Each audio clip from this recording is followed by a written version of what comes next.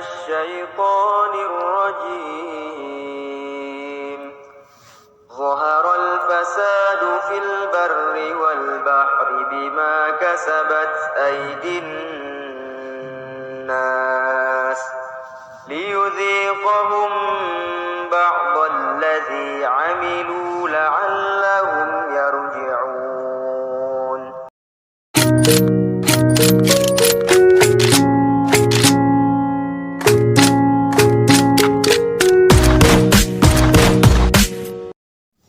Tak sedikit proses ekonomi yang mengesampingkan keberlanjutan ekologi. Berkaca pada realitas semesta di Jawa,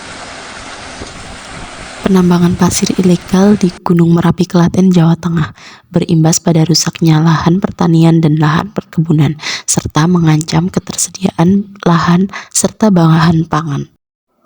Selanjutnya, pembangkit listrik tenaga uap di Batang, PLTU Batang, memang membuka lapangan kerja bagi masyarakat dan meningkatkan perekonomian secara signifikan. Namun, tanggung jawab mereka terhadap ekologi dinilai kurang, sebab mereka menghasilkan polusi udara akibat batubara yang digunakan sebagai bahan bakar utama. Limbah lain juga berdampak bagi pencaharian petani yang semakin hari semakin berkurang. Hal ini menjadi tugas kita bersama mengenai solusi dan pergerakan apa yang mampu kita implementasikan guna perbaikan semesta. Pengetahuan dan kesadaran tentang lingkungan perlu kita tingkatkan untuk menemukan inovasi-inovasi yang lebih ramah lingkungan. Aktor Amerika berkata, kita tak perlu mengorbankan perekonomian yang kuat demi lingkungan yang sehat.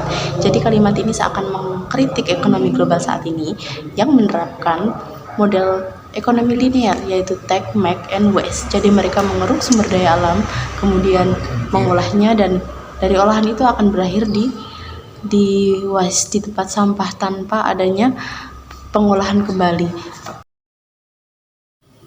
Perlu adanya transisi dari model ekonomi linear menjadi model ekonomi sirkular. Ekonomi sirkular atau ekonomi melingkar bertujuan untuk menghasilkan pertumbuhan ekonomi dengan mempertahankan nilai suatu produk, bahan, dan sumber daya alam seawet mungkin, sehingga meminimalisir kerusakan lingkungan. Salah satu hambatan dari praktik model ekonomi sirkular antara lain mengubah kebiasaan masyarakat, karena pada dasarnya ekonomi sirkular merupakan transisi kebiasaan oleh elemen perekonomian yang perlu diadaptasi dalam skala perusahaan.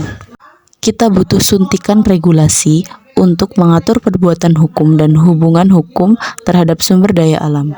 Selain regulasi, pemerintah juga diharapkan mampu memberikan sosialisasi dan pelatihan mengenai green job untuk keberlanjutan pekerjaan anak muda yang akan datang.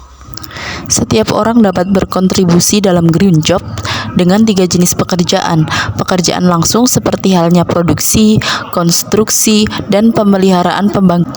Selanjutnya, pekerjaan tidak langsung meliputi cara menghasilkan barang dan jasa, misalnya pengacara, arsitek, manajemen bisnis, dan penjaga keamanan. Yang terakhir, pekerjaan terimbas meliputi pelayanan yang melayani para pekerja subkontrak dan pihak lainnya. Skill-skill ini perlu disosialisasikan dan terus diadvokasi kepada khalayak, terkhusus generasi muda Indonesia yang kelak akan memegang andil dalam keberlangsungan ekologi.